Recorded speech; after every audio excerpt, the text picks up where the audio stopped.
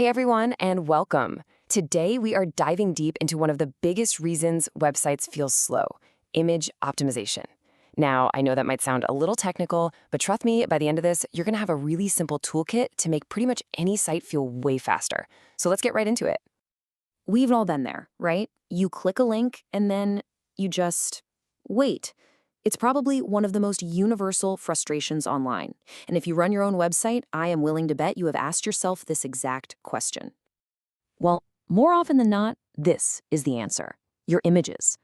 Unoptimized images are like silent performance killers, just weighing your site down, making everything feel sluggish. In fact, they usually make up the single largest chunk of a page's total size. And here's the thing, this isn't just about how slow a site feels. It's a real, measurable problem. Google and other search engines use this metric called largest contentful paint, or LCP for short. It's basically a score for how long it takes the biggest thing on your page, which is almost always an image, to show up. A slow LCP doesn't just annoy your visitors, it can actually hurt you in search rankings. All right, so how do we start fixing this? Well, the very first step in our optimization journey is choosing the right format for our images. This one decision made right at the start can have a massive impact. For what feels like forever, JPEG and PNG have been the kings of the web. They're the old guard.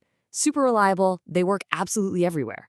But now, we've got some new challengers on the block: WebP and AVIF. And their superpower? Way better compression. That means they can create much smaller files, and you probably never even notice a difference in quality.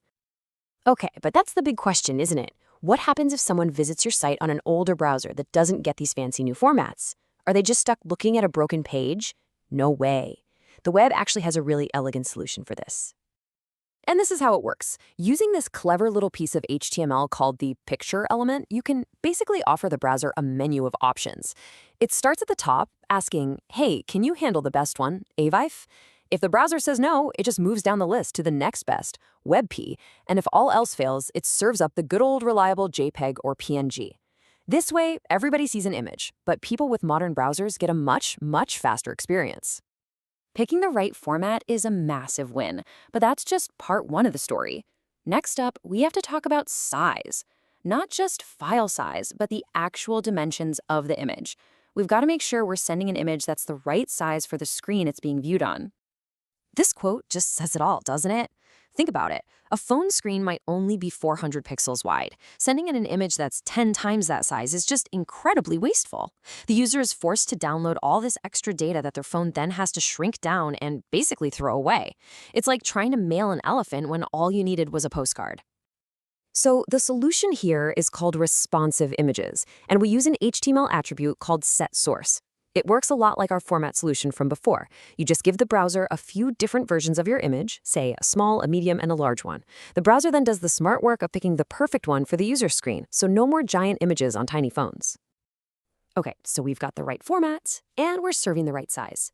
Now for the real magic: compression. This is where we take our image and we just squeeze it down even further, and the results can be absolutely incredible. Let's look at a real-world example. So here we have a pretty typical size for a high-quality photo, maybe from a nice camera or a stock photo website. It's over 2 megabytes. On a phone, downloading that can feel like an eternity.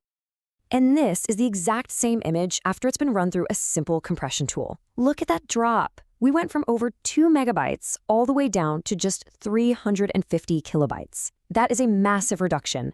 And honestly, the visual difference is pretty much impossible to spot. That's the power of good compression. Now, there are basically two flavors of this. Lossy compression is the one that gives you those huge savings. It cleverly removes tiny bits of data your eyes won't even miss, and it's perfect for photographs.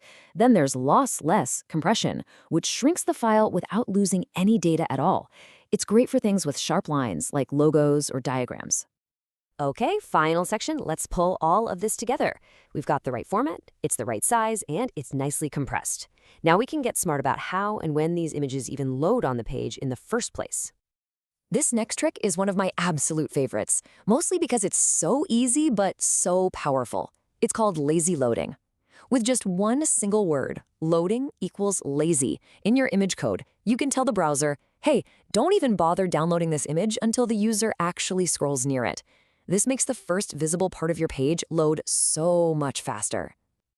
And finally, this. You know this feeling, right? You're about to tap a button or a link, and at the very last second, a big image loads in above it, the whole page shifts down, and you end up clicking on something totally different. It is absolutely infuriating.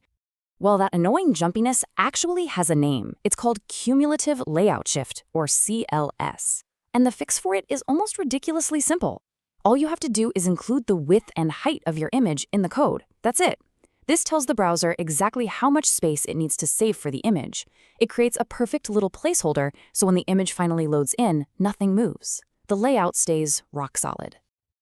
Whew, okay, we have covered a ton of ground.